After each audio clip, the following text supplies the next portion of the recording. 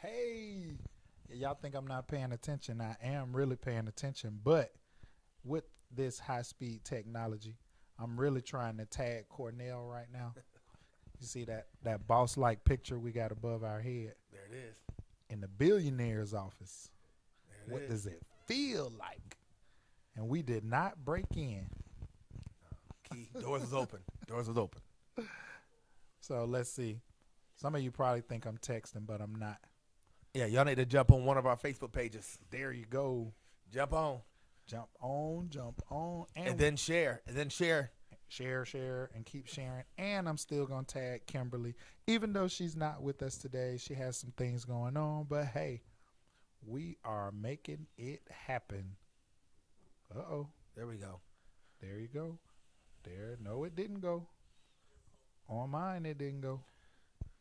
Either way, great afternoon, and welcome to the Real Talk Show. Hey, where else would something like this happen that you guys are watching us live and we're just here playing with phones? But we're back because we're talking to you now. Of course, I am hanging out with the great Cornell McBride again, and we're going to help you conquer your financial future today. We're going to help you get started. Because some of us are looking for like a quick fix, you know, like Ain't no quick fix. like you just put something in the microwave and voila, it's done.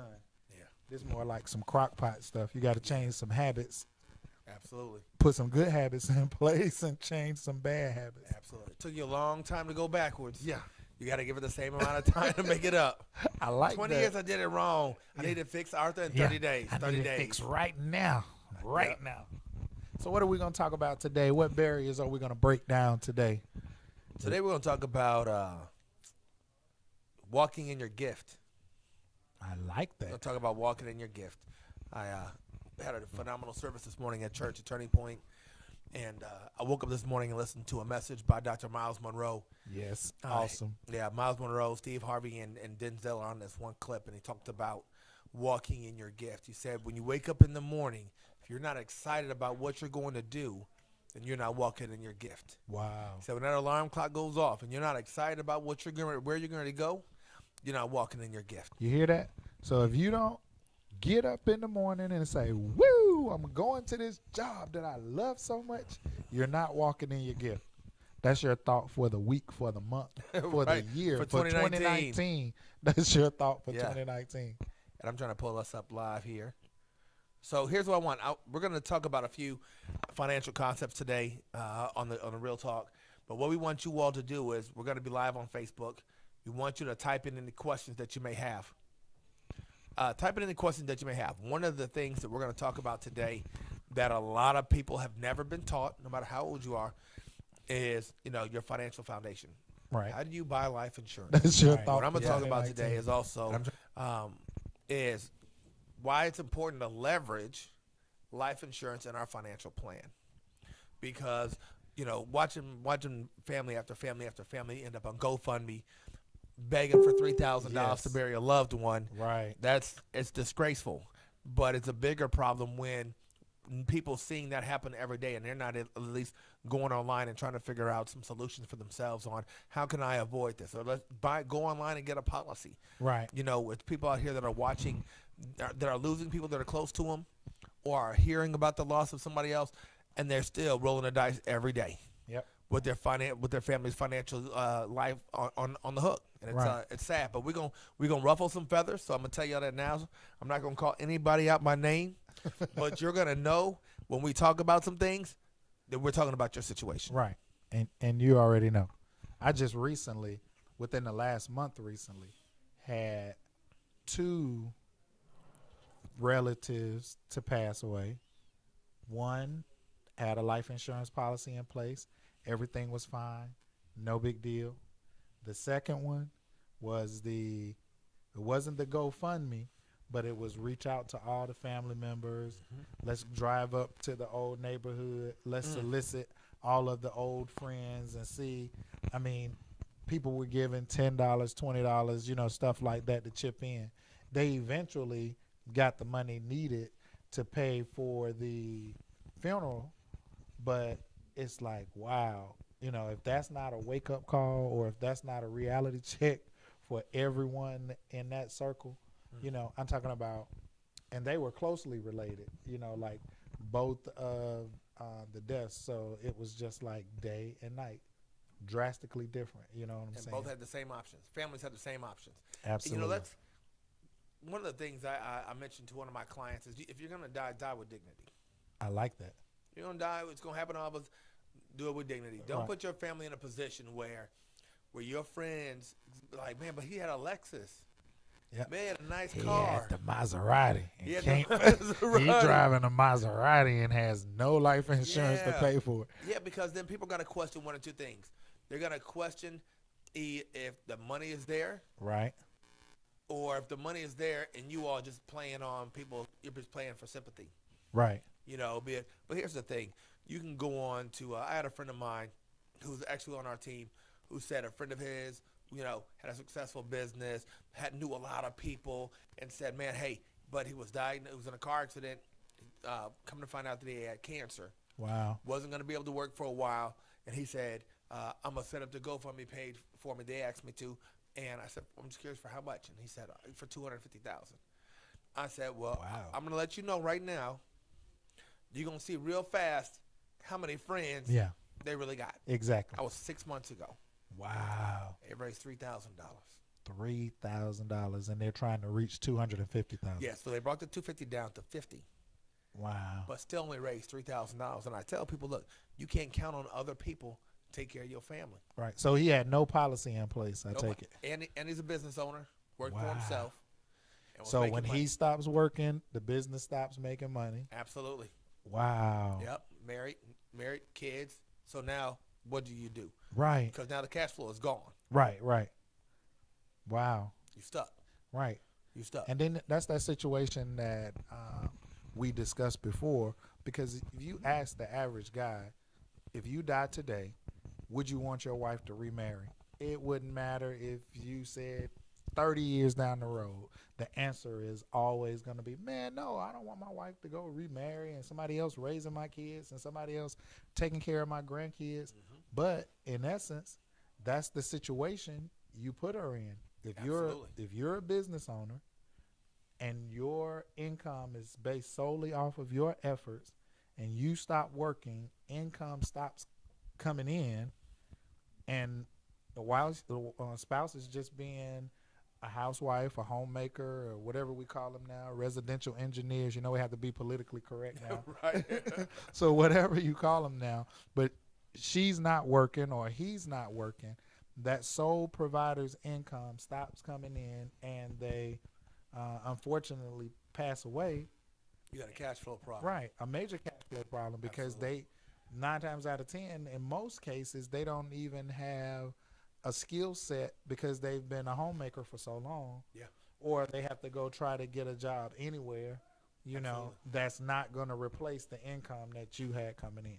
Absolutely. And I think because, you know, if we talk about your situation, you know, coming out of high school, nobody teaches you about life insurance. Nope. When you get your job, anybody at your job teach you how to buy life insurance? Nope. It's just like the professional athletes. Yeah. They still do not have a class, and now they try to do a little something at the rookie symposium on how to spend and not spend your money. And so many professional athletes completely broke Yeah. as soon as they leave the game, That's it. you know? Like, and what's so crazy is that while you're going to all these practices, while you're going to all these little league sports, nobody was teaching your parents. Right. So your parents' way out, a lot of times it's going to be through you. Right. You know, hey, if he makes it, we out the hood. We out if the my hood. son gets drafted, Yeah, we moving on up. that's it. That's exactly what you gonna So now get. you don't know about money, and you get a fistful of money. Your Right. parents don't know about money, so they basically going to access your fistful of money. Exactly. And what's sad is now you have a generation right after that. Neither one of them have taught anybody. The parents still ain't learned about the money. They Right. just know they have more of it, so they're going to make the same mistakes financially, just on a bigger scale. You know, you were buying a Honda when you couldn't afford it, but now you're going to use his money. Now you're going to buy a Lexus and you still can't afford it. Right. So as soon as you miss 2 or 3 payments, they coming to get They either car. come in and get it You know? regardless. And it's sad because, you know, how long are we going to allow this to happen? Right. So people can watch technology today. 20 years ago, you and I couldn't do a show live Right. on the internet and meet people all over the world. Right. Everybody watch. All over the world. But now you have an opportunity where if you want to learn something, all you really have to do is go to Google. You can go to any search engine and learn Google. how to make money work, financial concepts. Right. But people don't want to do it. They just want to figure out how to make money. You're trying to make money so that you can go buy things. You're not trying to really trying to make money to change your situation. Right. You just want to buy more You just things. want stuff. That's it, stuff. Get money to get stuff. And and if something happens to you, and let's say you don't die, but you end up with a serious injury or illness, and you can't work, where's the money coming from to take care of you? Exactly. You know, I have one of my favorite rappers, of course, being from the Atlanta area. I like T.I., I like Jeezy. But Jeezy was speaking once, and he was talking about how he was able to change his outlook on everything, because when he first came in the game, he still had that hustler's mentality. So I got to get the Lamborghini. I got to have a Ferrari. Absolutely. I got to have the Jacob watches. I got to have all of the diamonds and all of this stuff. And he found he needed some money for a business venture. Not because he was hard on his luck or nothing like that. He's like, man, I really need $2 million liquid right now so I can go into this business venture. And in doing so, that $100,000 Jacob watch that he bought, that he had custom made, that he tried to take back to Jacob basically and say, well, I'll just go ahead and sell it and get some money. They tried to give him like $2,500 for that same $100,000 watch. And that was his wake-up call right there. Like, you know what? I'm hustling backwards. I'm doing this. I'm hustling backwards. I'm doing this whole thing wrong. And with that being the case, you know, that Rolex watch you buy, yeah, it kind of retains its value. But when you start adding stones and all of that stuff to it, it takes away from the value. So if you're going to buy a Rolex, if you're going to get you a watch, buy the watch, leave it as is, because you add some stones. Now you've personalized it. Now you've narrowed the market of people who want to buy that Rolex. Absolutely. Right. Absolutely. That's a great example about Jeezy. Because you got to imagine, I remember when Jeezy was first coming out and I was doing photography. And I remember doing parties at Club Excess, taking pictures for AG Entertainment, and when Vision first opened. Right. And I remember when Jeezy and them would roll up and everybody would have, it'd be a train. A lot of cars. Ferraris, Lamborghinis, Rolls. And these guys are 20 years old. Right. You know, and when Meech and them would come up to the party. Right. And it was the party. They were bigger than the Meech was celebrities. the exactly. I'm just sitting here like, They wow. had celebrities wanting to just be in the party, right. be in the company of Big Meech. Absolutely. But he was a businessman. Right. Regardless of how we look at how it. we Regardless did of it. how Yep, Jay-Z exactly. talked about it. Jay-Z, now you see him with Warren Buffett. Exactly. Bill Gates. Exactly. So you talk about you can hustle backward, you can hustle forward. Right. So he realized, okay, if I've done this and they got me these results, I can take my money over here, use my skill set, take it over here. But now, how many people am I going to teach how to do this? Right. And that's our goal. You know, when me and you decide to team up in business, we already realize that there's a lack of financial education Right. in our community. But it's most people.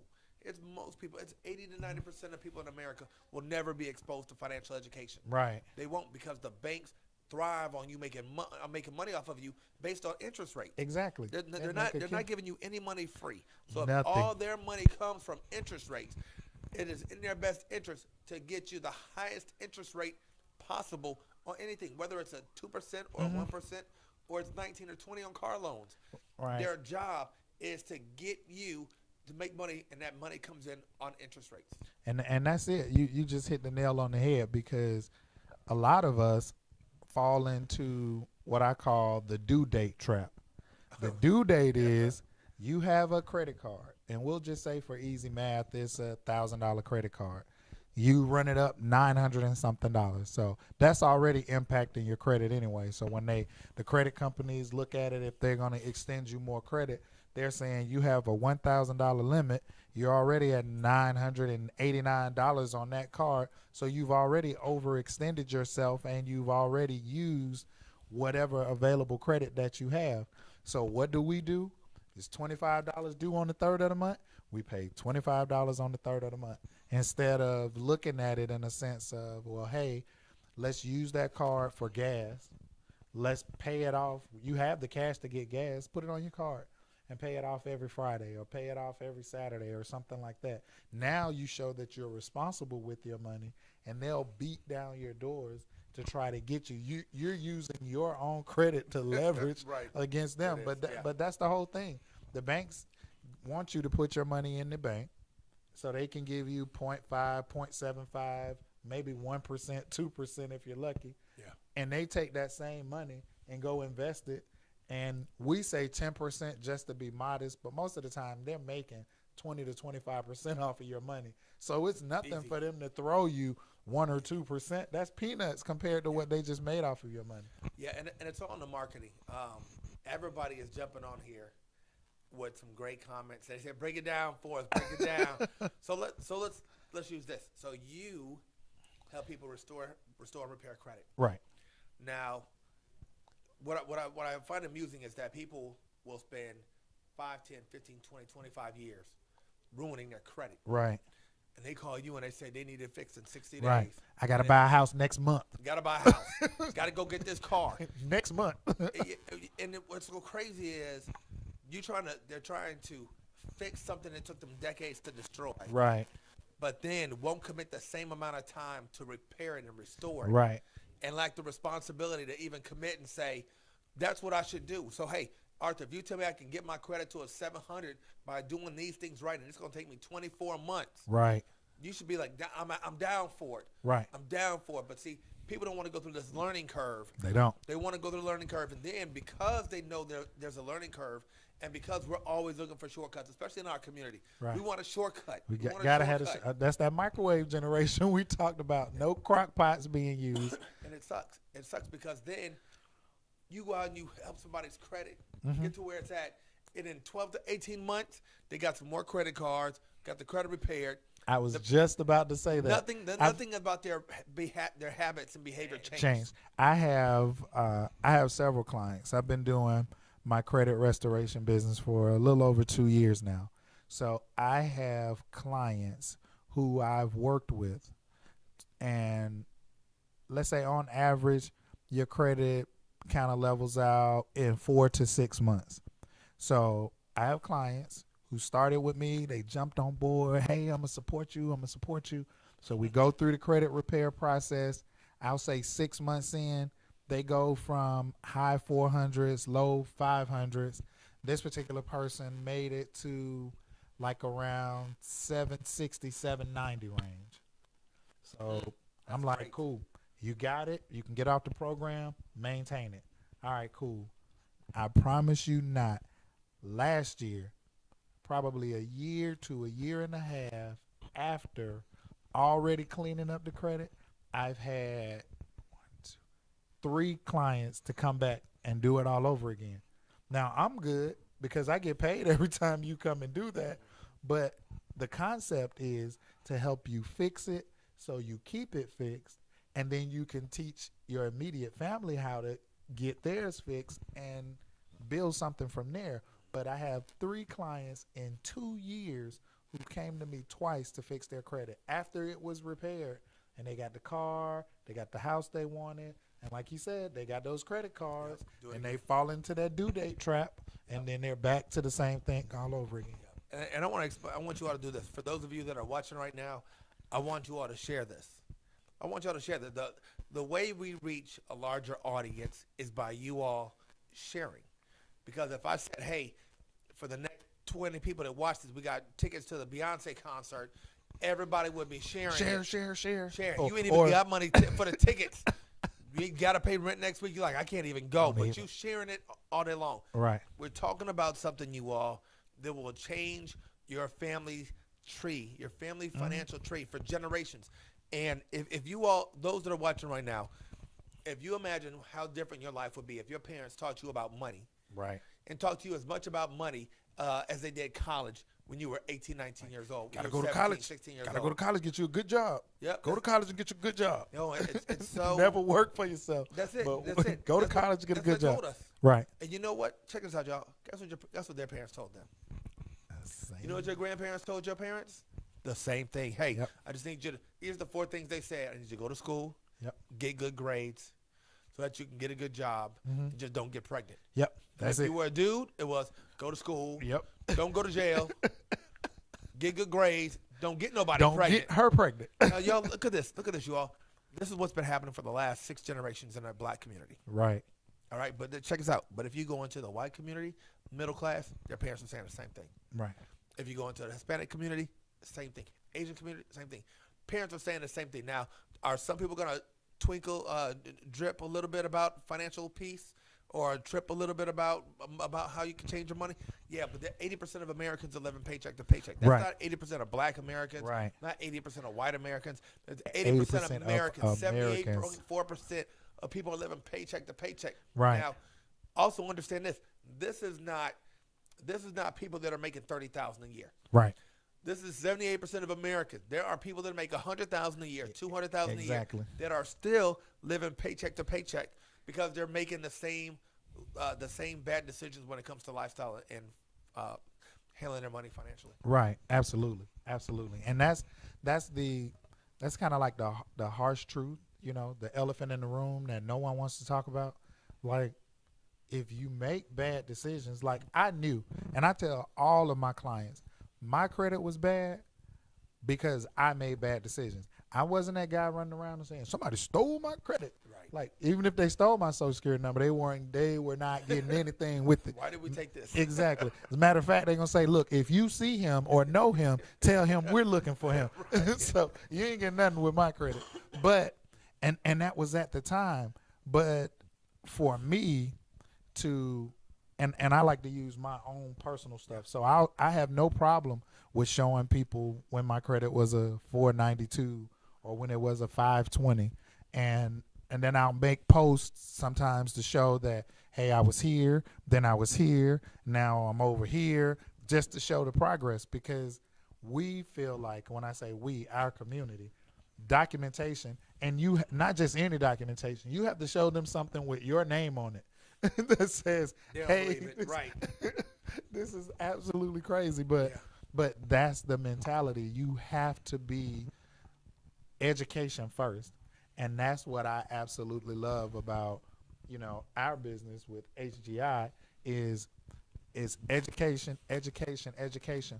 We'll meet with you to get your life insurance in place, or to take care of, like, maybe you got a 401k that you can't touch but it's not earning you any money, or it's sitting there, or you're about to change jobs and you want to roll it over into something. All of these different avenues.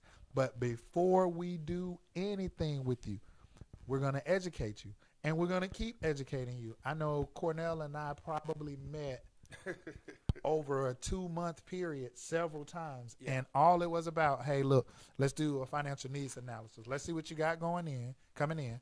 Let's see what you got going out. And I was just waiting for the sales pitch, and I was like, oh, okay, nothing. Even the first time we were here at the studio, we went through, we jotted down stuff, nothing. Not trying to sell you anything. I'm going to educate you. If you see the value in what we're offering, then take it. If not, eventually you're going to come to me, whether a loved one passes. Sooner or later, we're going to have a conversation. Exactly. You're going to have, I mean, you can keep taking your chances playing the lottery, or you can get a good, solid, sound insurance policy that's going to take care of you and your loved ones in case something happens to you. And I know my family, and I probably can pretty much speak for our community as a whole, we have, like you say, generations. We've been taught the funeral costs this much. Let's say the funeral costs $7,500. You get $7,500 in insurance, or $10,000 in insurance, because that's where we look at it as. We need the insurance to pay for the funeral. We don't look at it in the sense of the insurance money is needed to pay for your final expenses, but it's needed to replace the income that you have coming in a month. So if you have and I'll just speak about me. Now, I ain't going to tell you what I got, but it don't matter. You can't, even if you kill me, my family's taken care of. So I have just alone, and we're not talking about my work insurance policy, but I have a $500,000 life insurance policy. that $500,000 is not meant to go to my loved ones so they can ball out at the club every Friday from here until the end of the year. But if I brought $3,000 into the household every month, we'll say that 500,000, we'll say take a good 100,000 and go ahead and get your spending habits out of the way. Go ahead and buy the car you want, pay off whatever bills, do all of that. But that remaining money should be rolled into something that's going to generate you at least the $3,000 income that I was bringing into the household every month. Not just to pay. That's key right there. For the funeral expenses. That's key right there. Because, one of the things we have to explain to people is, look, when you receive a check, somebody died. Right. So that money you inherit cost somebody their life. Right. So when we did your plan, we said if let's say if $50,000 net of your income goes into you and Cheryl's house, and I know you plan on retiring in 10 years. What we did is we multiplied. I want people to understand this. What I multiplied was his net income that was going in the house, not his total income, not from his multiple businesses. Right. His net income from the post office. We wanted to take that. We wanted to replace that for about 10 years. We knew that your wife was retiring. We also know that you had other investments in place. So we could have got him more insurance. But what I want people to understand is $500,000 was all really in this plan Arthur needed. Right. He already has really good insurance at the post office. But we want to have something in place for him. He's extremely healthy. So, out of all the people that I've gotten policies for, you had the best health. Didn't have to take an exam. Didn't have to take an exam.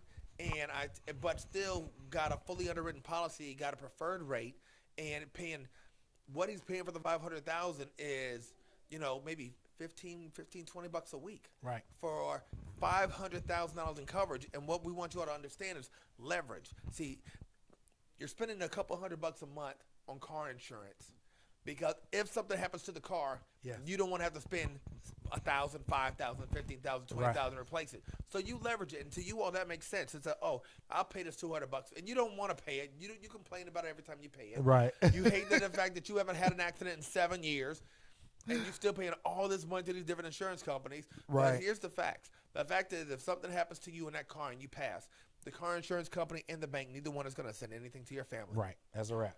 Nothing. But I tell people I use $100 a month as an example. Right. $25 a week, and you leverage that for let's say a $500,000 policy.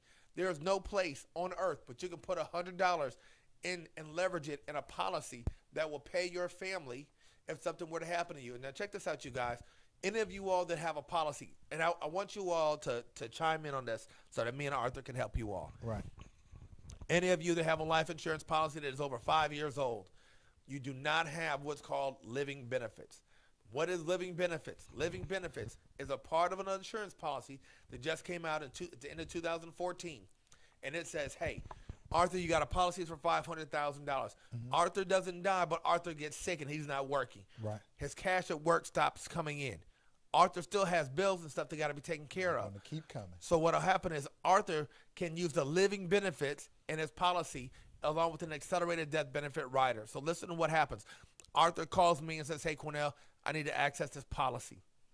I need to go seek alternative treatment. We're going to go over to Canada. I need to make sure my house and stuff is taken care of. I don't want any of our bills falling behind. Right. We file a claim. Let's say we use Midland National, one of our preferred carriers, and we request a 50% accelerated benefit. That's $250,000. He's not dead.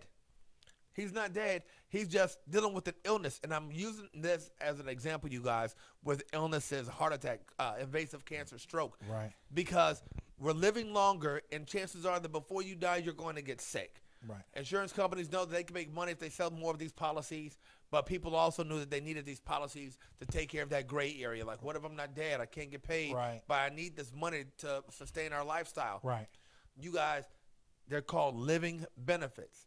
And these policies allow you to access the death benefits. You're not accessing cash value. Right. Some of you all know a little bit about whole life insurance. Right. You're It's not not a whole life accessing. policy. You're not accessing cash value. What you are accessing is a portion of your death benefit in your policy. So if they give him $250,000, Arthur only has $250,000 left In coverage. But in coverage. But what happens is Arthur gets his money. He goes and gets better. He takes care of his situation at home. The kids and stuff are all right. Food is done. Utilities are paid for. Right. He becomes an advocate for the company and sends more people to the company. And now the company makes more money because what? More people are buying the product. Right.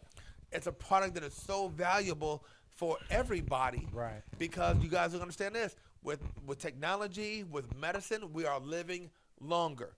You are going to get sick before you die 9 times out of 10. You got to take advantage of these things that are put in place on these policies, you all, that wealthy people know. Right. The wealthy people know that if we don't share this information to our community and to our audience, you guys will never hear about it unless you're in the industry. Right. And this is why when me and Arthur teamed up, I said, dude, this is the perfect opportunity for us to do it, because he's dealt with situations in his life where quality of life could have changed. Right. And he was like, man, if we had this policy Right. 5 or 6 years ago, oh man, it would have changed. It would have changed things. Right. So our goal now, you all, is to share with you all this information so that you can apply it. And like Shanita Connolly, who's also on our team, that's right. who I met you through. Exactly. Was Shanita Connolly. And she'll be on the next show. Just another one. Shanita is fantastic. And Shanita's on our team. And, Shanita said applied knowledge. Like, you all can listen to what me and Arthur say all day long. Right. We can help you really change your life around financially. But if you don't do anything, nothing changes. Right. Nothing changes at all. Just knowledge, because we love cliches. Knowledge is power. Yes, knowledge is power. No, you're not using it for anything. Yeah, you know it, but you're not using it. So we like to flip that and say applied knowledge, applying what you learned. And as Cornell just mentioned, the living benefits rider is one of the things that intrigued me when we initially started speaking, because I had never heard of it before. I'm like, is this legal? Can we really do this? So that was a number one thing. And Cornell asked me a question. The very first time not the first time we met, but once we actually got together, he said, when you think of a trust fund kid, what do you visualize? What do you picture in your mind? And when we think trust fund kid, we think young, white male, sometimes white females, but basically it's someone who doesn't look like me. Because we didn't name no black athletes. Exactly. No black billionaires. We didn't say we just don't, because it's never been a part of the conversation. Right. Traditionally, it hasn't been a part of the conversation. So when we were talking about it, it was like, well, why can't your daughter be a trust fund kid? Why can't your grandson be the first to say, you know what? Yeah, your granddad's gone, but he has this. So you don't have to worry about college is taken care of, or you don't have to worry about this because your granddad already left you something behind. And so for me, that was really big. It's like, wow. At some point, we have to break this generational curse, and that's exactly what it is. We keep doing the same thing our parents have done, our grandparents have done, our great-grandparents have done, and we're expecting different results. It doesn't work like that. That's the definition of insanity, is Absolutely. to do the same thing you've always done and expect different results. If you do what you've always done, you're going to get what you've always gotten out of the situation. Yeah. And I want you all to really consider, it's Sunday afternoon, 2 to 4 o'clock, the week before Super Bowl. Right. Arthur could be doing something else. Yep. I could be doing something else. Right. Arthur doesn't even live in Atlanta except on the weekends. I come home on the weekends. That's it. I want y'all to think about that. He lives in Alabama, and he works way too many hours. Yes. Because Way I already too told many him hours. that's one of the things. That's one of the things that we're gonna give him back at some of his time. Get But my let me tell you, time back. he loves what he does. He has a phenomenal relationship with his coworkers. He loves the place that he's in. But he's driving from Alabama to Atlanta, and then when he's only here on 2 days during the weekend, he's spending 3 hours a day on every second and fourth Sunday to talk to you all and bring you all, look, not gossip. Exactly. Not gossip, not what's going on in the rap industry. Right. I'm on here probably once every 6 to 8 weeks. He's bringing you all information that's going to help change and improve the quality of your life. Right. And I think we have got to get to a point where we start seeing the value of the services that people are providing. Right. And that's why when we say to you all how important it is for us for you to share, some of you all have somebody right now that just lost somebody. Right. And they still won't take action. Right. And then you can share this video. It doesn't matter if they call me or they call Arthur, because look, we ain't even pitch phone numbers, name of our companies, nothing. We're saying whether you go online to Select Quote, whether you go online to Policy Genius, you go on to AIG, you went to Google, what we're saying is you all, look, if you have a policy that's, like I said, over 4 or 5 years, just Google living benefits life insurance. Exactly. Just Google it. To me, it doesn't matter what company y'all go to. Go to YouTube and put in. Matter of fact, go to YouTube instead of Google. I want you all to see some of the phrases they're gonna share with you all. Some of the stories about how living benefits work with life insurance, because some of you all will watch us today and won't do anything. Yeah. Excuse me. And I had a client a couple weeks ago who everything was fine, wanted to get a life insurance policy, said, hey, let's wait a week or two. Yeah. Ended up going to the doctor, found out she had ulcerative colitis. Now she can't. Now she you're can't uninsurable, basically. Yeah, she can only get a policy that's going to cost $100 plus a month for $100,000. Right. Compared to her being able to get $500,000 for the same $100,000. For the same $100. Right. Right. Like it's a no-brainer for people that love their families. And I'm not saying those of you that aren't doing anything don't love your families, but doggone it, we're going to be on here for 2 hours telling you all what you could do to change your life. And some of you all are sitting here still trying to figure out what Super Bowl party you're going to go to. Right. So the problem is this. Your parents, if you knew that your spouse was going to get sick, or they were going to be injured, or they were going to pass, and they were going to leave the financial burden on you, it would be in your best interest to make sure that that person had something covered, because you knew it was going to benefit you. Well, guess what life insurance is for? It's for the people that you leave behind. That you leave behind. Excuse me. And some of you all, I hope that this conversation today moves some of you to take action. Doesn't matter what company you call, whether you call me or Arthur or not. I hope that it motivates you to do some research. You already on Facebook. You already online. Do some research. Look at living benefits. Get yourself a quote. Find out what it is. But ask yourself, more importantly, how many times are you going to continue to roll that dice with your family's lifestyle at jeopardy? And to show you all how crazy life can change in a second, you all, when you just think about the people that went to a country concert in Vegas. Right. Do you think any of those people going to a country concert in the middle of Las Vegas had any idea that there was going to be a madman posted up at a hotel across the street that would open fire and kill 54 people and injure almost 100 more? Right. There's no way you can protect it. Do you think that anybody driving down the road right now that maybe has a seizure ends up crossing over the road and hits another family in a car? Head on. Do you think that's something that they did intentionally? No. But what if they took the life of that family? Right. I mean, you all there. Insurance is not just some made-up thing. Y'all got to understand that God gave somebody an idea called insurance. Right. He gave somebody that idea and they said, hey, yo, we can't prevent certain things from happening, but I can help you to plan and prepare and to protect your family from them. So when you ignore obvious responsibilities, what you're really saying to me, and I've said it to clients in front of them, you telling me you want to wait on life insurance tells me that your family's safety is not a priority. Right. Your family's financial well-being is not a priority. And I mean, dude, I've even with my own self, my own policies, they've lapsed before because I didn't have the money right then. So everything that you all are saying about how much it is and let lapse, and it don't matter. Been there, None done of it that. matters, y'all. All that matters is that you go get something in place that you know that you can afford, that you can keep in force, because if you knew that responsibility was going to fall on you, you would do that for your spouse. Right. So you cannot keep allowing the opportunity to keep making excuses and procrastinating for things that you know are your responsibility to do. Right. And what I did, something that I did that was eye-opening for me, and I'm telling you, this I had no idea the type of shock that I was in for. I jotted down my little financial needs analysis. I'm just making sure. And then I took a look at what type of money I was spending to eat out.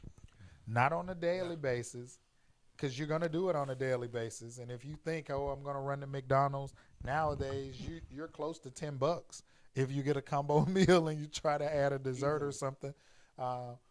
but you know, you're gonna hit a Ruth Chris at some point. You're gonna hit a Benihana's at some point. You're gonna go somewhere nice and have a nice meal. So when I just looked at that entire spectrum, I was like, wow, I'm spending how much? Yeah. And so for me to see what I was spending out in that, and Cornell said, well, hey, how about this? I still eat at all of the places I want to eat at, but I go on this night because kids eat free. Right. We talked about that. Yeah. Or you can go on Groupon, and Groupon might have something for such and such. You still can eat at the same nice places and scale back what you're spending. Or if you're spending $400 a month on, or the upwards, past that sometimes with me, if you're spending that and you can take $100 of that, and take that and invest it in yourself, because that's all it is with the life insurance. You're investing in yourself, you're investing in your family to make sure. I'm telling you, it's guaranteed to pay out. It's Absolutely. better odds than playing the lottery that so many of us do, and I still do that too. Absolutely. And let's talk about what you. I got to shout out Alethea Thornhill, who's on there. Cindy and Reggie Moon, a part of our team, is on here. Yes. So let's talk about when we were talking about with the food. Right. So one of the things me and my wife do, and look here, you guys, look, Groupon is there for a reason. Exactly. Dude, for some of y'all, I have a newfound friend in Groupon. Man, Groupon, local flavor. So here's one of the things that I break down with my clients. Nobody likes bills. Right. So I know walking into a house that in the back of the mind, somebody's considering cost. All right. What's my main priority when I'm in a house? To show them value. Right. Because look, Beyonce ticket cost a lot of money. What's the people's value? They got to say, I saw Beyonce. I was there. Everybody posted on all over social media. Some people go Facebook Live from way in the back. Right. They just happy to be there. in the place. Be there. So we sit here, and what we talked about with Arthur was, what if I can show you how to save money, and the money that we're going to save, you were already spending. What we're going to do is we're going to reallocate that money to the life insurance. So let's say Arthur says, hey, we're spending $100 a week eating out. Okay? So that's $400. So I said, all right, Arthur, what type of places do you go? I like eating wings. All right, so here's what we're going to do. We want to find a place that you like that has good wings, and you're going to go into that place when Groupon has 25 for $12.50. Right. Or they got buy one, get one free. Right. Or they got 50-cent wings. Right. So here's what happens. Me and my wife loved going for wings. So we found a place on Wednesday. It was buy one, get one free. Wow. So now, every time we went to go get wings, instead of us paying $10 for basically 10 wings, now we would pay $10 and get, both of us would have wings. Double, exactly. So now we just saved, just on the wings, nothing else, we just saved $10 a week because we went on Wednesdays. Right. So you all, look at that. Just by going to a place that we enjoyed wings, didn't mean we had to stop eating wings. Right. Or start eating less wings. We went where the wings was buy one, get one free. Right. That saved us $40. All right, so then there's a place we liked going to because we also like to eat out. And the place had buy one, get one free entree on Thursday. So on Thursday night, you could get steak, a salad, baked potato, and another side for $19.99. It was like a 12-ounce steak. Wow. So Longhorn is great. Outback is great, but it's also $50 or $60. Exactly. So what we wanted to do was go get the steak. Exactly. The same steak that we've been eating. With all the trimmings, and we can't even finish it. Like, we literally, what we ate that night, we knew we were only going to be able to eat half of it, and then the next half, we would have for the next day for lunch. Right. So now we just saved $20. Right. Once a week. Right. But we still got to eat steak. Right. So we still get and to you eat got steak. to eat steak twice. Right. Because Stretch it out. Longhorns, if you get that Flo's filet, by the time they cook it down, that joke is like a 4-ounce steak. So now we've saved $40 a month on the wings. Right. We've saved $80 a month and still eat steak. That's Right. $120. $120. All right, we'll put this toward our life insurance policy. We're good to go. But check it out. Sunday after church. We got to go eat after church. It's a Gotta ritual. go eat. Everybody goes to eat after church. All right. So now we will go to the original Pancake House in Alpharetta when we lived out there. And it was $12.50 for $25.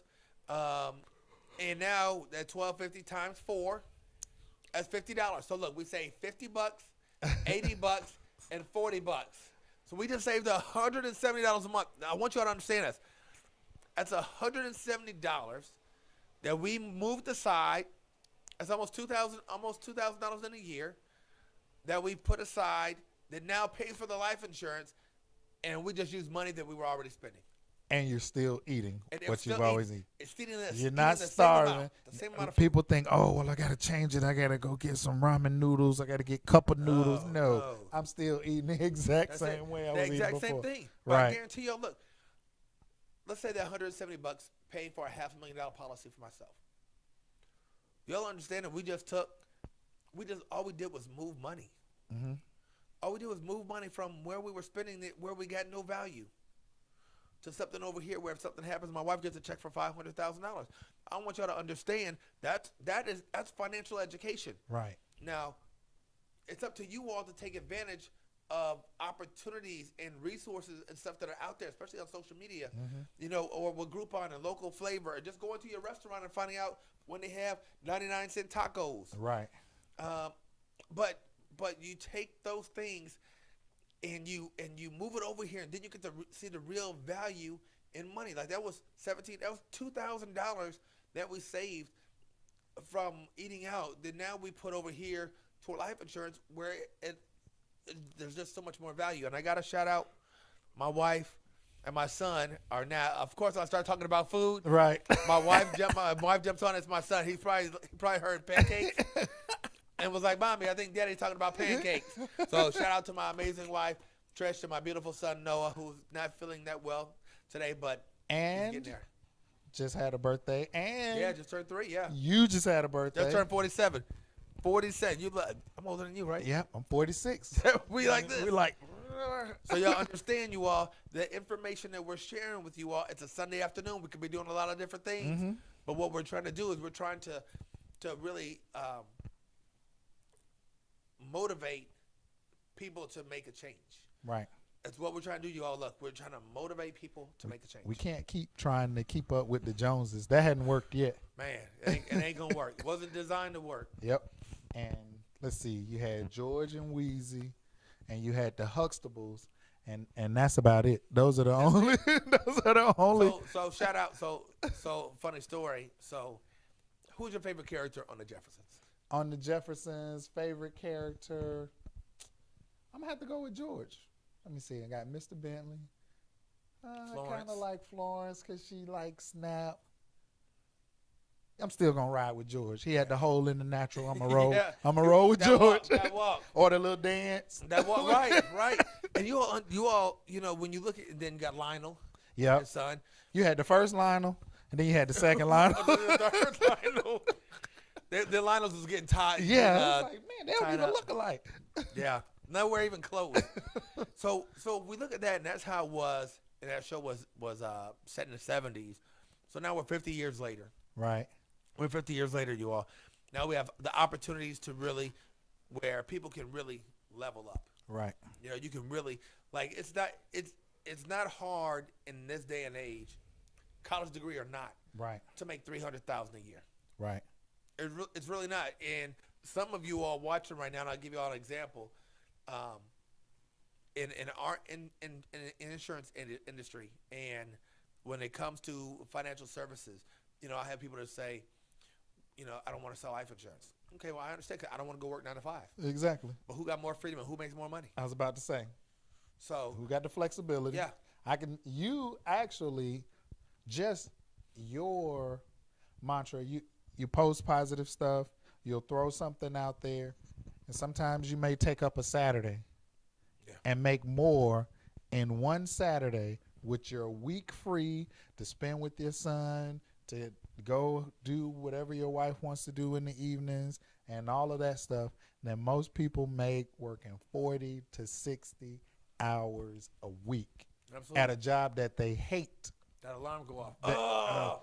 Some of y'all mad. Some of y'all mad right now because we talk about work. Yeah. Oh, I hate that job. Yeah. Where you going? To work? I thought you hated the job. What's the problem? Yeah, like that's the thing. You all got to think about this. Why is it that so many people are content going to a place that they don't like, where they're underpaid, Yep. Not undervalued, appreciated most of the unappreciated, and then you got to drive an hour there. You got to drive back. You got to ask for time off. Like, how much time do you plan on giving? Like in years, how much more time do you plan on giving to someone else to control your freedom? time. Right. And like I said, I'm 47, so I could assume I'm gonna be here another 40 years. I ain't working for somebody else for another 40 years. Exactly. I mean, Not I remember. happening. No, I remember. You know, when I was in school, and I was probably in 8th grade, and I was selling candy bars. Like, I realized that I could get some candy bars from the store, and it would cost like $1.50 a pack. And if I sold 6 candy bars at 50 cents, I made $3. I realize now that was where the entrepreneurship was starting. Like, I remember, I was like, wait a minute. So that's what I was doing. Then I remember, you know, lemonade stands. right. I remember all these little things I did to make money. So now I'm sitting there like, but I still didn't understand financial concepts. All I knew is if it cost me $1.50 and I didn't eat a candy bar, that I made $3. Right. Now if I ate a candy bar, it ain't into my profit. Right. But I look at it now and I'm like, man, so this is what God has been setting me up for. Right. He's been setting me up for. And in a few minutes in the conversation, I'm going to share with everybody something that we're going to collaborate on starting in March when the weather warms up a little bit, because we know y'all don't come out when it gets cold and wet. It So we're could gonna- be partly cloudy and the jug ain't coming out. Nah, not today. It today. might rain, so I'm going to stay at the house. So let me ask you this, Arthur. You're successful, lovely family. How many conversations prior to us meeting did you have with your adult children? Oh, no. Absolutely not. So I can tell you that. So now let's say this. That doesn't even require thought. So now, more importantly, I want them to know, because the same thing I'm going to say. So more importantly, why didn't you have the conversation? I didn't know. My parents didn't have that conversation with me. And, you know, sometimes we can think ourselves into something and say, man, you know, or you see someone out there, or you'd be like, wow, this guy had a $4 million policy, or this lady had a $1 million policy, or whatever, and you think like, wow, they're probably paying $600, you know. So a big part of it for me, too lazy to do the research and find out on my own, you know. So it was a lot of different variables in that, but I was never taught about it, so it wasn't something that I was passing on, and just didn't know that it existed, you know. So let's ask it. So you have a son and a daughter? Yep. All right. So what was the conversation you had with your son coming up through high school? Oh yeah, you're gonna see. You gotta have good grades so you can go to college, and you just so happen to be good in sports. So if that works out, that's another meal ticket. But if not, you definitely got to get a college degree, and you got that to fall back on. So don't focus on the sports, and do not bring any babies home. All right. Now, the conversation you'd have with a daughter.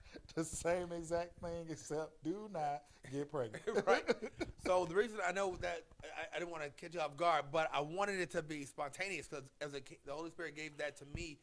I want you all to understand that these are the conversations most of you all have had with your children. Right. It had nothing to do with money, Right. except for don't ask me for none. Exactly. That was it. That That was was it. ask me. I ain't got nothing.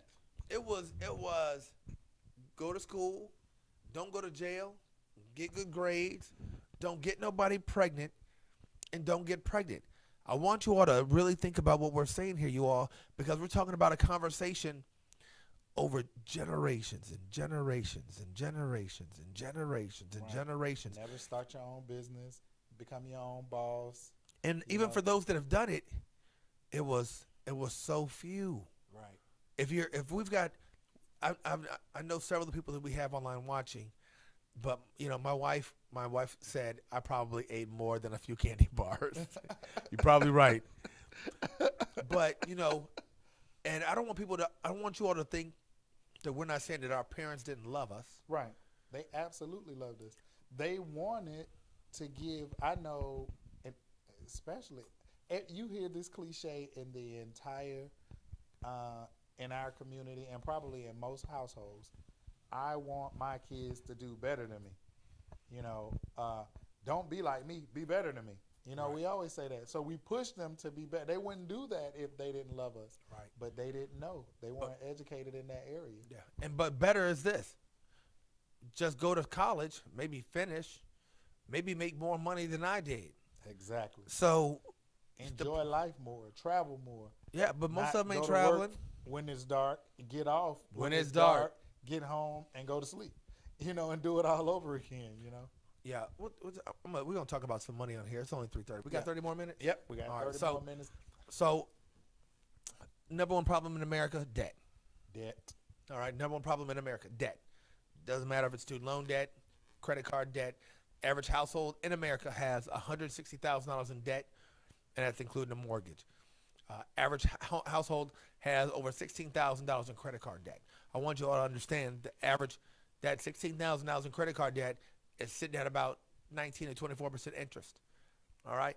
So in 4 or 5 years, that same $20,000, let's say 5 years, is going to be, and you only pay the minimum payment, it's going to be the same exact thing. Yep. So look what you all have right here. Arthur, one of the other reasons why, I wanted to link up was because I know people need to have, and I like using the word credit restoration. And I use that instead of repair because I want you to understand that he's in a position where he can help you all change your credit situation, but it doesn't happen overnight. Mm-hmm. And that his goal in helping you all to do that is so that you can establish something long term. Right. Like it's a waste of time for you all to throw your money into something, to go buy something, to go right back in that same spot 12 to 18 months. Right. That's ridiculous. And you all look, and if you're doing that and you're an adult, guaranteed they're going to allow their kids to do the same thing. Right. That's exactly what I was about to hit on. If you're doing that and you're continuing to do it, you're going to allow your kids to do it, and you're not educating them, you're doing the same thing that our parents and our grandparents and great-grandparents have done. Again, when you know better, you do better, So we have to accept responsibility. That's the number one thing. Accept the responsibility. Look, I know I have bad spending habits. I have bad spending habits right now, but for me, it's like, okay, you have to do that self-check. You can have an accountability partner, but at some point, you have to hold yourself accountable.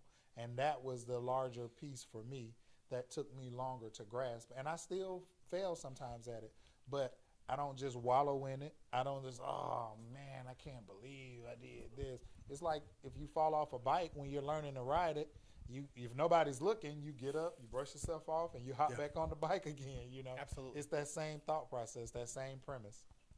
So I'll talk about me. We've been very candid, and I believe in transparency. Mm-hmm. So in our industry, it's very simple to do what you do to protect families, add value, help them protect their income, their homes, their savings, their assets, and to make a lot of money, and then not to do anything else. Mm-hmm. What I am working on is managing the money, which is really like with the credit cards. Right. You hear all the time people say, oh, but if you keep your credit card under 30%. So I watched a webinar the other day, and the guy said, really, you're supposed to keep your credit card under 7%. Right. I've heard 10, I've heard 7%. So think about this, you guys. Imagine this. Imagine a bank co-signs for somebody that tells you all on a major level, keep your credit card under 30%. Right. So you keep your credit under 30%, but the real number is 7%. Right. That's it. Do y'all understand? Most of you all right now are thinking, I was told 30%. Exactly. So you've been doing 30%. What we're telling you is the number 7%. Right. 7 to 10%. So now you all, because of miseducation and misinformation, I want y'all to understand that's deliberate. Right. Like somebody deliberately said, tell them 30%. They're like, they're going to go for it. They take 30%. We're going to make more in interest. They're going to fall into the due date trap. That's it. We'll be good. And it's bad information, but it's designed to be that way. There's a young lady who just posted on here. Uh-huh. Oh, shout out to Ann Lee. That's one of our teammates from HDI. Mm-hmm. And is getting ready. Her and her husband qualified for the trip to Hawaii, so they're going to Hawaii soon. Woo-hoo. And let me see here. Here it is. So and while you're doing that, banks are in the business to make money.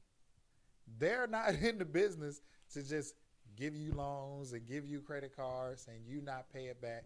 And if you go to any city USA, the tallest buildings in those cities Absolutely. are banks. Absolutely. No matter what city you go to. And when you think of banks, you think of banks, bank tellers, and the people on the side who help you out. But every city you go to USA is the tallest buildings are banks. Every business needs funding. Right. Period. Where do they get most of this funding from? Exactly. It's a bank. They're not going to somebody and somebody's walking into the house saying, "Here's $1 million cash to start your business." Yeah. Here you go. They're going to a bank. Every dollar in America goes through a bank. Goes through a bank in some. It goes through a bank. And I like to talk to people about deceptive marketing. So everybody knows about Samuel Jackson. What's in your wallet? Yeah. Or the other girl, Jennifer Garner. Yeah, and then it was Alex Baldwin. And you all hear the 1% cash back, 2% cash back. Right. If you all, next time you see one of these commercials, I want you, for the credit cards, I want you to Google the commercial, whether it's the Citibank card, Chase card. I want you to Google and just put in annual interest rate. So check this out. Those of you that are good at math, I want you to follow with me here. They tell you what's in your wallet. Mm-hmm. You get 1 or 2% cash back on every purchase. Mm-hmm. But every purchase costs you 16%. Mm-hmm. So every purchase, especially after the first year, Exactly. costs you 16%. Take 16% and subtract 2. Yep. You're right. You're paying 14% interest. Which is still high. It's super high. Way high. Super high. And what me and Arthur are going to talk to you all about probably on the next show is the rule of 72 and compound interest. Right. For those of you that are watching, I'm not going to type it in the comments right now. I want you to Google. Matter of fact, do YouTube. I love YouTube because you get to see the video. I was about to say you get the video with it. Go to YouTube and put in the rule of 72. Now, if you're making money on interest, you should at least know how you're making money. And if you're not making money on interest, that means you're paying interest. So I want you all to go to YouTube and put in the rule of 72, the number 72, the rule of 72. And if we don't leave you all with anything but that today, yes, it will blow your mind when you all start looking at how much you're paying on your credit cards, how much you're paying on your car, how much you're paying on your house, how much you're paying on that furniture that you're leasing. Right. And the videos are no longer than a minute or two. That's it. It'll explain it all. It'll break it down, and you will be amazed if you do not know what the rule of 72 is. Hey, shout out to Nelson Moody Sr. He just said very informative. That's I appreciate you all. Nelson Moody. I just saw him. I saw him Friday at his job, but he also has a show here at Status Network, Nice. International Fathers. And it's something positive, putting something positive out there about the fathers and fatherhood, because most of the time, Nelson's a single father. I was a single father for a while when I got custody of my daughter, but you don't hear about that. All you hear about is single moms and the deadbeat dad, and you don't want to pay child support and all of that crazy stuff. There's some positive fathers out here, so definitely shout out to Nelson and the International Fathers Show. Check it out here on Status Network. If you download the app, you can scroll and find the show, and you'll get the show times. But definitely a positive show. Holy Spirit just laid something on me. We need to get with Nelson and talk to him and these single fathers about financial education. Let's put something together, Nelson. We Let's can. get together with Arthur, and let's put something together for single fathers. Let's start there. You're speaking about the Holy Spirit. We were having a conversation in the middle of the food court at the mall. And he's like, man, look, I don't know why, but Holy Spirit just told me to tell you this. And he laid that on me. And I said, you know what? Before I leave, I'm going to go. So I went to my truck and I got one of my CDs from church, because it was exactly what we were talking about. And I passed that on to Nelson. So it's full circle. Absolutely. In less than 48 hours after Nelson and I had a conversation. But yeah, we'll definitely do that. Definitely need to do that. We can do that, and we'll work it around his work schedule. Absolutely. Or we'll come on the International Father Show, or he can come on here, and we can partner with that. And the reason why this is so powerful, you all, because we talk about social engineering. Look, if somebody tells you something enough times, people believe it. You start to believe it. You start to believe it. If you sit here and you're told that black fathers don't pay for their kids, and black fathers don't love their kids, and black men beat their women, and do your research. Exactly. Do your research and look at the stats of, in domestic violence, and find out who's doing that. If you look at, they tell you all these things about how bad black men are and all this stuff, but we just had a bank shooting in doggone Florida, another mass shooting. Don't look nothing like us. Walks in and just randomly shoots the people. 5 people. And calls the police and say, hey, I just shot 5 people. And they take him out in cuffs. Right. But us, can't get out. You can't get out the car alive. No. And I want y'all to understand, look, we're talking about social engineering here, you all. Yes. When we talk about the need, driving while black, walking while black, living while black, Black Lives Matter. And this is serious, you all. It is dead serious. Shoot first and ask questions later. Yep. And I actually was with some of the deacons at church. We were talking about, we had a men's breakfast, and I was telling them about, I laughed at it now, because you have to laugh at some of the negativity that's still out there, some of those bad thoughts that people still hold on. So with my job, I wear a suit every day, suit and tie every day. So there was an instance where I was in Alabama, but I was in Birmingham, and I'm at the gas pump. So I'm at a gas pump. I'm facing this way. There's a guy at another gas pump who doesn't look like me. He's facing this way. So at the time, I'm in my 750 BMW, got like some 22-inch BMW wheels, but they fit the car. I had an Atlanta Falcons tag, and I had like my Marine Corps stuff in the rear window. So I got my first orange chevrons, got my Marines, got my Masonic emblems, got all of that. So the guy's pumping gas, I'm pumping gas. The guy looks at my tag and looks at me. Then he looks at the windshield, see the Marine Corps stuff, and look at the tag and look at me. So I'm just like, well, he's checking out the car. I didn't say anything, And then the guy says, hey there, fella. What exactly do you do? So I said, well, sir, I work at the post office. I just keep it vague. I'm not one of those, I'm going, yes, I'm in charge of. I don't care about that. I work for the post office, sir. And he looked me right in the eye and said, well, you must be in charge of the whole thing, because my daddy was a postmaster and he looked nothing like you. What I heard was he didn't dress like you, but that wasn't what he said. He didn't look nothing like you. So I just kind of laughed it off and said, oh, no, sir, I work at the post office. That's what I do. I just work at a little post office downtown, just downplaying it or whatever. But afterwards was like, wow. And I've had another experience where older white female. Now, this was an older white male, so I understand. And let everybody know you're in Birmingham. Right. I'm in Birmingham. Dirty South. Right. So, that was an older white male. So I understand they're older. They grew up in a different era. So that's what, I'm not saying it makes it right. Right. But the old me would have completely turned up out of the box, act crazy. So I'm at one of my post offices, and a black female clerk is having a conversation with the older white female customer, and what the clerk was telling her was correct. That, hey, and this is not a Birmingham specific issue, so I don't want you guys to get into the mindset that, oh, it's just Alabama. No, it's not Alabama. It happens in Atlanta. It happens in New York, I'm sure, and in L.A., so let's just take that off the table. But the clerk was right. So the clerk said, well, hey, Mr. Bowens, could you please tell her, explain, maybe you can explain it better. So I proceed to explain it, but she didn't want to hear it from me. So a white male manager who just so happened to have on a shirt and tie, I have on a full suit, and I think, at least at work, I'm pretty articulate when I'm trying to explain something. So I'm explaining it to her, and she said, I don't want to talk to him. I want to talk to him. Talk to the other guy. The guy who works for me. Who works for you. So I just laughed it off. I said, hey, Shannon, you need to talk to this customer, and you can go ahead and tell her everything that I just told you.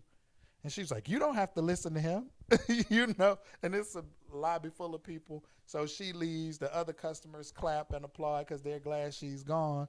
But it still happens that generation, and they're on really exposed to it. I'll say not exposed to it, you know. But some people, you know, old habits die hard. Yeah. But instead of getting caught up in the hype and getting, it would have done me no good to curse this lady out and act a fool and all of that other stuff. Now, afterwards, I can look back and laugh, or when I go to that office and be like, man, you remember that time? Yeah. I don't want to talk to you. Or the clerks will joke sometime and say, hey, I got a question, but I don't want to talk to you. I want to talk to him, you know, so we can make light of it now. But that is a reality. Or you mentioned driving while black. Mm-hmm. With the car I drive, let me come out the wrong neighborhood dressed like this. It's cool when I'm at work and I'm in a suit and I'm riding around like this just because I want to be comfortable. Let me be seen pulling out of the wrong neighborhood in my car. I'm getting pulled over. What are you doing over here? Yeah. In your car. Yeah. I'm going to shout out Keisha Walker, who liked our show. Thank you. You know, I was sitting with my barber, Corey Jones, and one of the things he talked about was social engineering. Mm-hmm. And so, you know, we know what our audience is here, but we want you all to understand that how society has painted this picture. Mm-hmm. You've got 75+% of the NFL football league is of color. Right. Okay. But basketball over 60%. Right. Baseball 35 to 45%. Right. But yet you don't see any television shows with any of these men on it. Right. None of it. You know what you all get to see? You all get to see Terrence Howard on Empire, mm-hmm. whose Paige, whose character is a glorified drug dealer, who cheated on his son's daughter. I mean, it's chaos. Right. Then the other son is dealing with sexuality. The other son is dealing with mental illness. Do you all understand that all the positive role models that they could have chosen for a show, and these networks are owned by powerful white people, right? Regardless of Lee Daniels putting the show out there, you got to understand this: this is entertainment, but is it really hurting our culture, mm-hmm. or not or helping our culture? Because then you go to a show like Star. Then you go to a show like Power. It's all the same. We still ain't had a black athlete be the Bachelor yet. Right. Like, out of all the athletes that we have, all the doctors, scientists, lawyers, biologists, entrepreneurs, we can't get one. But we got black women on the show. Killing on every show. Fighting, acting like fools. We got Atlanta, Love and Hip Hop Atlanta. We got all these shows. You got Love and Hip Hop in every major city. You got housewives in every who aren't even housewives. You all can't get us that part out yet either. You can't give us one positive show. Then y'all killed the whole Bill Cosby thing. Right. We can't. You all understand that this is intentional. This is intentional. I remember when they had The Bachelor. I remember when they put Flavor Flav out. I was like, Flavor of Love. I said, if y'all don't understand that was a mockery. Y'all to think about, out of all the black people in the world, the first person y'all put on the show was Flavor Flav. And these women are seeking to get it, and then ends up with Bridget Nielsen or something. I mean, in a show, in a kickoff, y'all got to understand that they are laughing at you. That is the same thing. Laughing at you. That when the news crew shows up in a black community for a shooting, for some type of homicide, for some type of craziness, there can be 10 of us in suits. They're going to find one. There. They're going to find the one with the shower cap on and one, two. Right. I seen the whole thing. I tell you what happened. You like, and that's what gets looped and replayed over and over and over again. And while we're on that, so my wife just said yes, there was a black bachelorette. Yes, but check this out. So here's a good point. There's a black bachelorette. But we got eliminated from the show, I think. No, she was on it, but she married. No, I'm talking about who did she end up picking? Oh yeah, she definitely didn't pick one of us. But check this out. But you got one black bachelorette. Everybody watches football. Everybody watches soccer. Soccer is the largest spectator sport in the world. Exactly. Everybody watches baseball, basketball. But they couldn't get one black. See, here's the thing, you all got to understand. Putting any male of color in a position of power where women of other races are attracted to that person, it doesn't matter how successful it is. That is not what they need y'all to show. And just to give y'all a reality check, 150 years ago, you all, it was illegal to teach people of color how to read or write. So understand that, you all, 6 generations ago, it was illegal to teach African American men and women to read or write. So that means, hey, as long as you can go pick up these bushels, as long as you can do this, and while we do this with your wives behind the door, while we separate you from your families, you all have to understand the intent in this country, and it was around the world, the intent in that, not allowing a person education. And now when you talk, see, I'm getting heated. Now when y'all start talking about the level of education offered in a school, maybe in a city of Atlanta compared to a city in Alpharetta.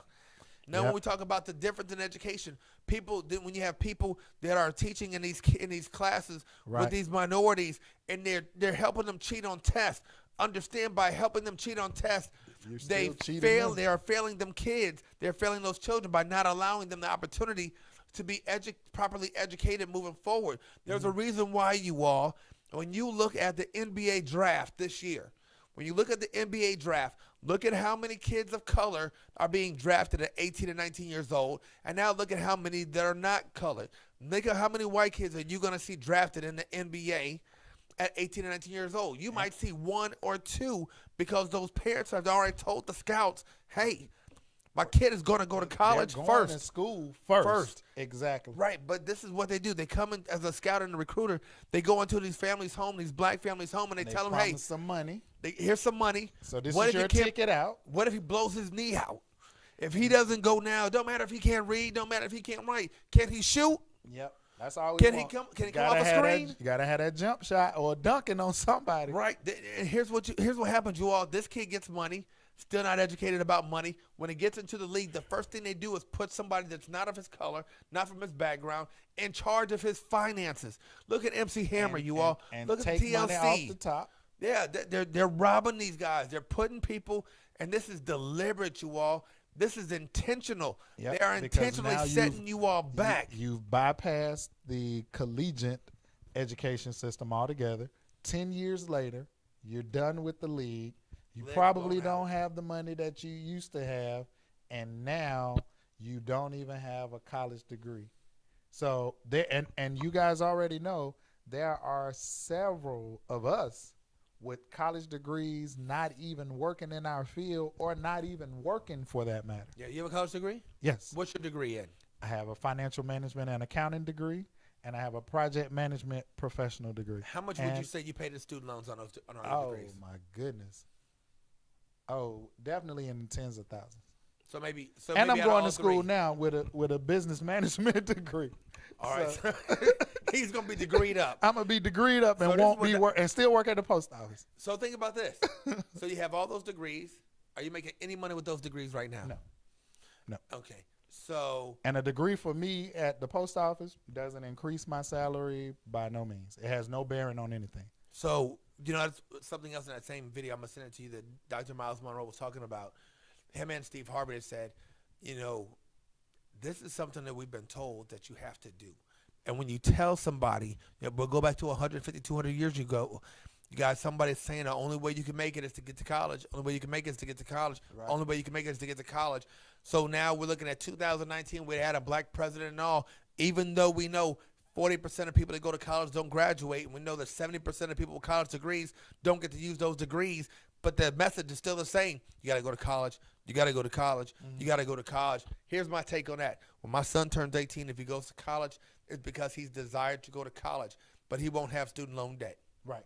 And that's the key. My son will be able to go to any school he wants, anywhere in the world, take a major, minor in anything he wants, debt-free, or he can sit here and he can live off. He can be a trust fund kid, and live off of the business that me and my partner Arthur and my wife that we created, 15 years ago when he was 3 years ago, that became an empire. And now my son doesn't have to be a rapper. He ain't got to be a musician. A different kind of empire, though. Yeah, he can build a legit empire, right? It's not cutthroat. I'm not killing people. Yeah. I'm not murdering people to get my money. It's so sad that that's what they that's what they show us all the time, you all. And I want you all to understand this, and we're going to talk about the money real quick.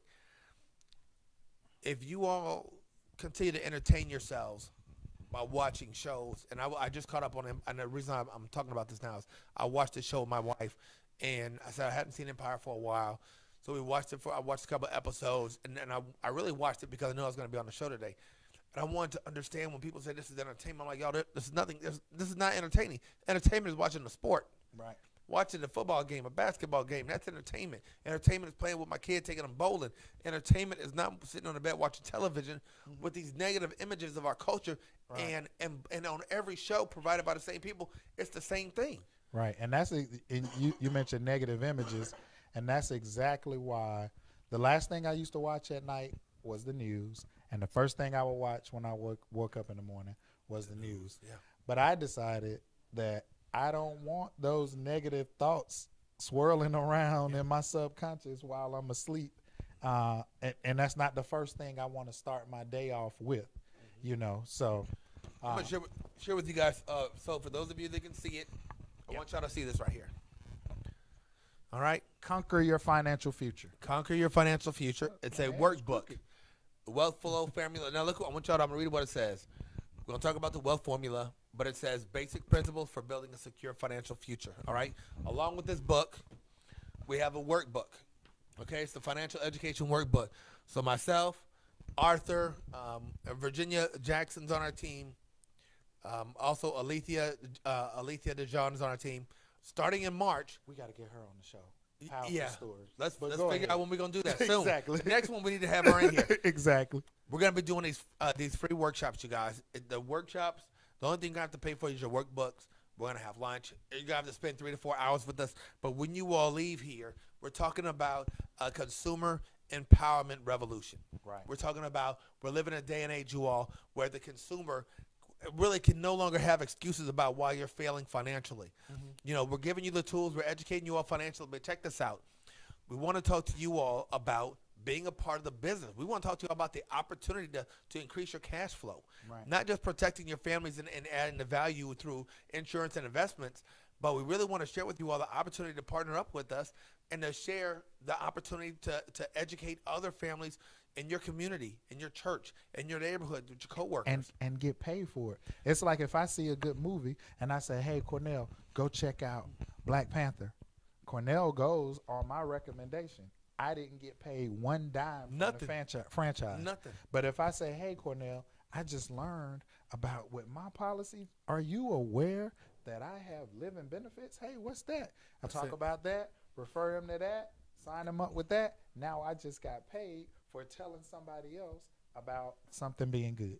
Amen. Same situation. So again, conquer Hold your that one up financial. for me right quick. Let's hold them up. I'm telling you. Now look, we're doing a Conquer Your Financial Future workshop starting in March.